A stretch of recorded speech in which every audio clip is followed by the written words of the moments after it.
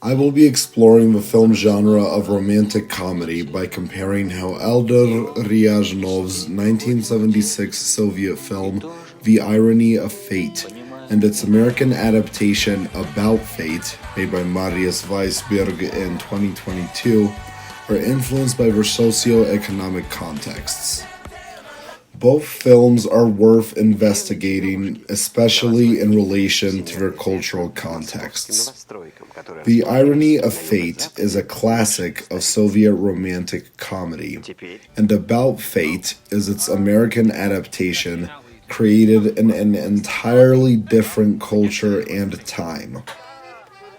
The Irony of Fate was made during an economic downturn in the Soviet Union, while About Fate was made during a time of American economic prosperity.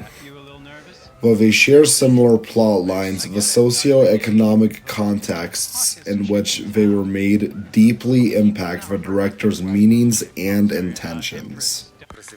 In this investigation, I will compare how romantic comedy conventions are used in both films to convey each director's stance on tradition and the status quo, shaped by their economic states of their respective societies.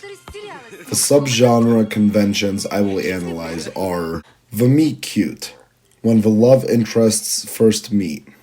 The genre standard is for this to be a very romantic, flirtatious encounter with the intent of making the audience want the two characters to be together. The alternative interest, a character who complicates the romance. This character often also acts as the antagonist of romantic comedies, trying to break the couple apart for their own personal gain. The turning point, the moment when the couple appears to break apart. Usually the turning point is caused by a grand action, mistake, or idea that the love interests have to overcome in order to receive a happy ending. And finally, the happily ever after, the resolution where the lovers reunite. Both films break the meet cute convention in ways that highlight their socio-economic contexts. In The Irony of Fate, Zhenya, the male love interest, experiences a series of bizarre coincidences on New Year's Eve and ends up in the same apartment number as his own, but in Leningrad instead of Moscow.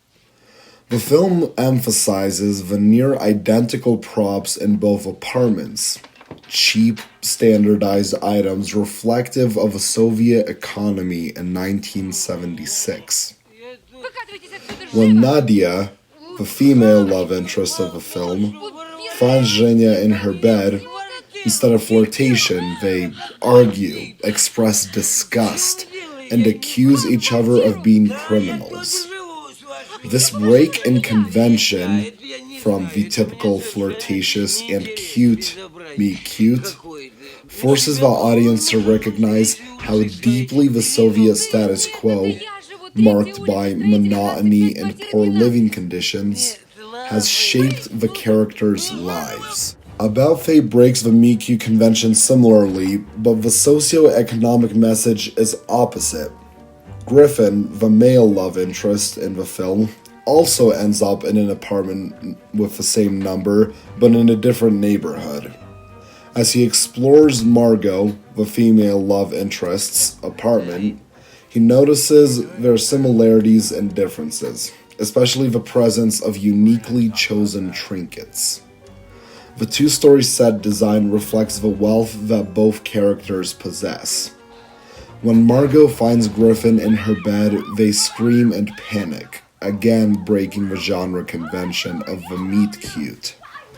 Here, the situation reflects not standardized poverty, but shared affluence, showing how prosperity creates uncanny overlap in upper-middle-class lives.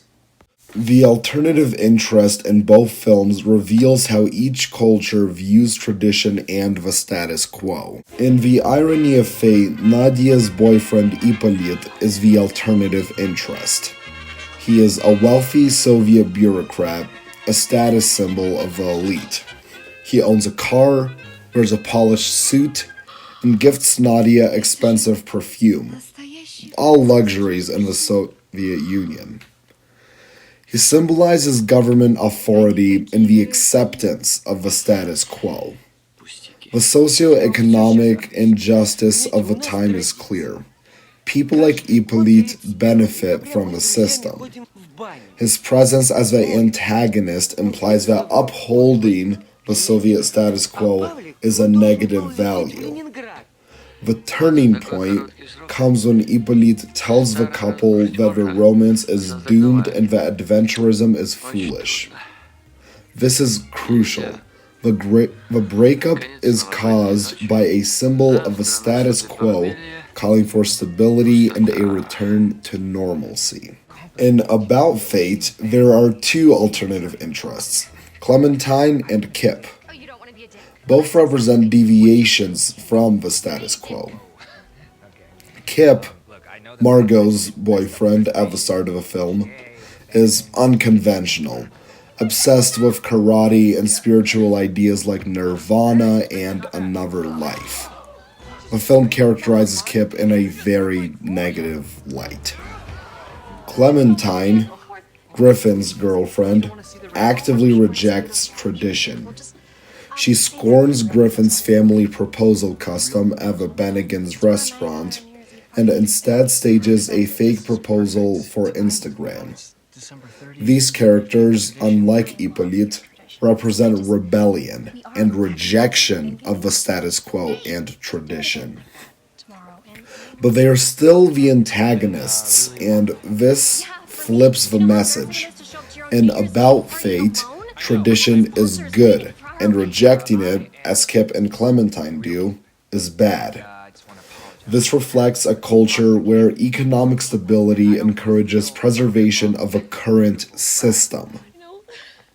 The turning point is also caused by Clementine, further cementing her anti-tradition stance as the root of the conflict. In both films, the happily ever after moments reject the value of the alternative interests. In The Irony of Fate, Nadia decides to willingly ignore Hippolyte's call for stability. She goes and finds Zhenya's apartment in Moscow and effectively shuns the status quo in favor of adventurism. This ending makes the audience feel that the status quo is useless and must be thrown down to gain a more fulfilling life. Nadia and Zhenya's happily ever after is a rejection of complacency.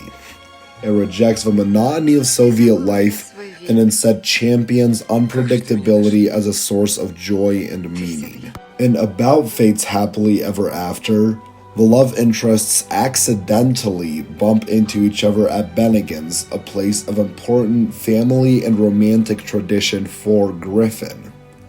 Their place of reuniting being a place of romantic tradition makes the audience feel that tradition is what caused them to meet again, and that thus tradition and the status quo are positive concepts. Rather than being limiting, tradition is shown to be grounding and meaningful. The happily ever after for Griffin and Margot in this film is found for the embrace of existing systems and shared traditions. As we've seen for these romantic comedy conventions, The Irony of Fate critiques tradition and glorifies adventurism, while About Fate upholds tradition and shuns the unconventional. These opposing messages are shaped by each country's economic reality. The Soviet Union's hardships led filmmakers to condemn the status quo, while America's prosperity encouraged filmmakers to celebrate it.